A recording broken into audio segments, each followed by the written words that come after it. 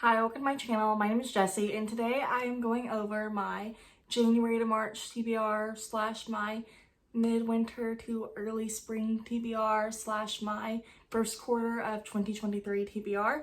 But I think I want to try to make quarterly TBR lists this year instead of monthly TBR list, and to try to share my quarterly ones on YouTube. And then whenever I get to starting the next quarter, see how many of these I actually read and see how everything's going. At this time, I'm not sure how realistic it is to expect me to read all of these, just because I know that I'm probably gonna read a fair amount of books on Libby. There might be other books that I already own that I might read ahead of these if I'm in the mood for them more so than these. But as of the start of the year, these are the books on my TBR that I really want to get to and that I am currently really in the mood for. These books really won't be in any particular order, it's just the order they are stacked on my book cart that you can see right here. And before we get started, please take a moment to like this video and subscribe to my channel to make finding my content just a little bit easier. The first book on my TBR is Crying in H Mart by Michelle Zauner. I think this book came out last year or maybe the year before, and I've been wanting to read it for a while. I just also haven't really been in the mood for a nonfiction or a memoir, but I really want to get this read sometime soon. I know this book has to do with a woman who kind of had a rough family history, or like a rough time with her parents and her Korean identity as a kid and young adult, and now her mom is sick, or after her mom becomes sick and she's called home to be her mother's caretaker, she kind of reconnects with her family history and her Korean identity, and I guess with her mother as well. So I am interested to read this one and see how I like it. And so hopefully I will be getting this read sometime soon. I also intend to read XOXO by Axio.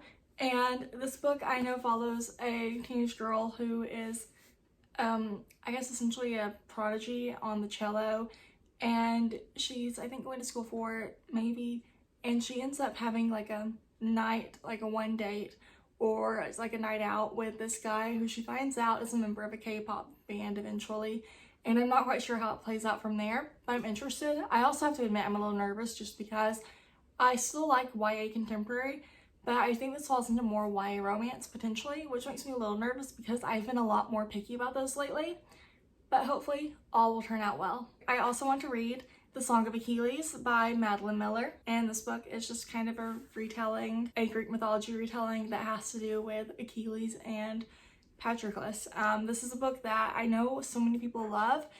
And I'm ready to finally get to it. I actually picked up this paperback book during the Barnes & Noble hardback sale.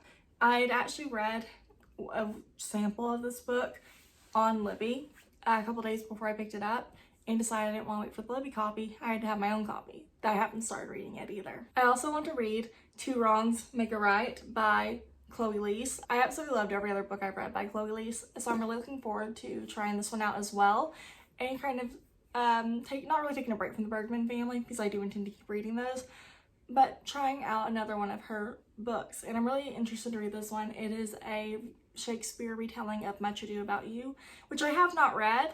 I probably should at some point, but in this particular book, the two main characters do not like each other. They had a poor first impression of each other, and their friends matchmake them together, and they decide that for their revenge, they are going to fake date and then have a massive breakup just to prove all of their friends wrong. And they'll probably end up together. So I'm excited to see how this one goes and how it actually plays out. I am also looking forward to reading Before I Let Go by Kennedy Ryan. And I have to admit, the only thing I know about this book is that it's a second chance romance with divorced, where the main characters are divorced, and I believe they do have children. And second chance is one of my favorite tropes right now. So that is really the main thing that prompted me to pick this book up. The cover's beautiful, but also just the tropes were enough to get me to buy this one when I probably shouldn't have. I didn't really need to buy any more books that day, but I grabbed it. I picked up Accidentally Amy by Lynn Painter for my birthday back in October, and I kept saying I was going to read it. It's not a very big book. I could probably get through it pretty quickly. I just never made time for it. And so I really want to make time for it within the first couple of weeks of this year, or I guess first couple of months technically. But this book follows Izzy, who kind of tells a story. That's what we call lying for Rowan right now. We call it storytelling. But she kind of tells a story, and she... My neighbor's driving up so slowly. Sorry, my neighbor just drove up, and they're kind of just sitting in their driveway, and it's making me awkward, but I want to get this done before Rowan and Chris get back from Chris's parents' house. But anyways, she tells a story, takes a coffee cup that isn't hers from the Starbucks, spills it on this guy who's apparently going to turn out to be her new boss, and at the Starbucks, he's really sweet to her, or at least polite, I guess, and at the office, he is not. So I'm excited to see how this one plays out. The American Roommate Experiment by Elena Armas is another one I'm looking forward to. I really enjoyed The Spanish Love Deception. I had hoped it would be a 5-star book, but I think it was a little too long.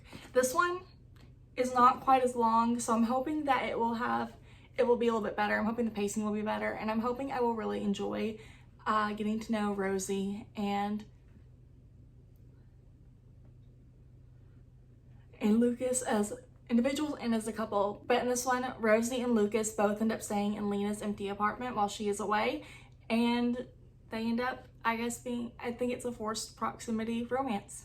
I'm also hoping to make some time to read Babel by R. Fong sometime in the first couple months of this year. This is a book that I picked up mostly because of the hype, which I know has got me in trouble in the past because I ended up not liking them. But I'm hoping this one will work out. I don't fully understand what it's about. I know it's a little bit of dark academia with a little bit of magic, but I also know not to go into it with like super specific expectations of what it's about. I don't know if that's quite right, but so many people that I follow mostly love this book, and so I'm really hoping I will love it as well. It's a pretty big book, and I also really want to start reading R.F. Kuang books and enjoying them. I've actually already started From Lukov with Love by Mariana Sabata, and so far I'm enjoying it, and I'm hoping that I will continue to do so. I must say that I forgot how long the chapters in these books are, or in Mariana Zapata books are, and I say that as if I read several books by her already. The only one I've read is Colty, and that one had some long chapters, and this one so far is no different. This book follows Jasmine and I guess Ivan Lukov, and they're enemies to lovers turned co-workers in a way. They are both professional figure skaters. Ivan Lukov is a little bit more successful with it than Jasmine has been, and he ends up requesting that she be his partner for the upcoming season, and she decides to do it despite the fact that they've known each other most of their lives because Jasmine has been friends with Ivan's sister for most of their lives, and they mostly dislike each other the entire time, but I'm assuming a romance will develop at some point, so I'm excited to see how this one plays out ultimately. I picked up Do You Take This Man by Denise Williams because I've loved the other two Denise Williams books I read. I believe The Fastest Way to Fall and How to Fail at Flirting. Those were both great, and so I'm looking forward to this one as well, which follows a divorce attorney who ends up becoming a sought-after wedding officiant and a pro football event manager who also is not really that interested in love, and they're going to end up together somehow, some way. Dial for Aunties by Jessie Q. Sutanto is a book that follows this woman who accidentally murders her boyfriend, apparently,